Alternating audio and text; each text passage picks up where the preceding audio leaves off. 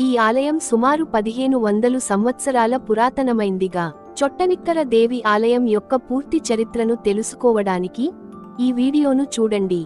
ఈ ప్రాంతం ఒకప్పుడు సాంద్రమైన అరణ్యంగా ఉండేది. ఇక్కడ కన్నప్పన్ అనే గిరిజనుడు తన కుమార్తెతో నివసించేవాడు.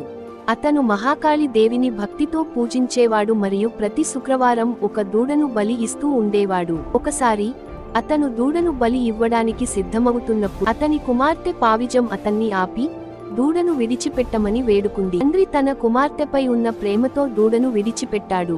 కొద్ది రోజుల తరువాత పావిజం సర్పదశనంతో మరణించింది. కన్నప్పన్ తన కుమార్తెను దహనం చేయడానికి సిద్ధమయ్యాడు, కాని ఆమె శరీరం అదృశ్యమైంది. ఒక పూజారి అతనికి ఇది దైవిక శిక్ష అని ఎందుకంటే కన్నప్పన్ దూడలను వారి తల్లుల నుండి బలవంతంగా తీసుకుని బలి ఇస్తూ ఉండేవాడు.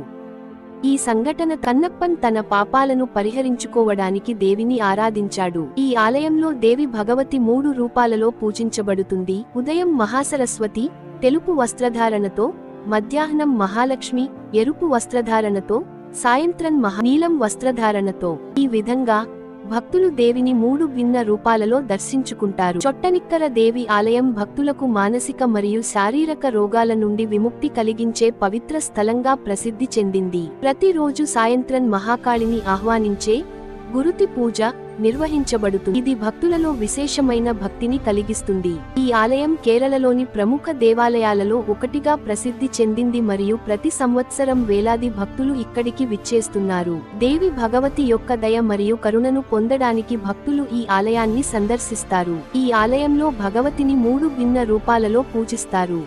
1. మహాసరస్వతి తెలుపు వస్త్రధారణతో. 2. మధ్యాహ్నం మహాలక్ష్మి ఎరుపు వస్త్రధారణతో. 3.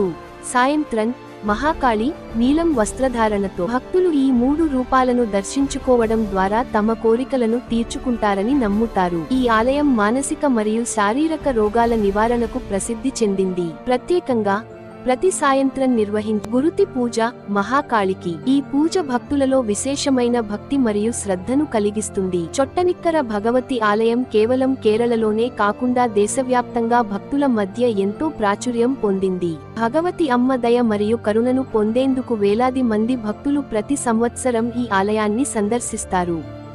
ఈ ఆలయం కేవలం ఆధ్యాత్మిక ప్రదేశమే కాదు, కేరళ సంస్కృతి సంప్రదాయాల గర్వకారణంగా నిలిచింది. ఇది శబరిమల అయ్యప్ప స్వామి యాత్రలో ముఖ్యమైన భాగంగా భావించబడుతుంది.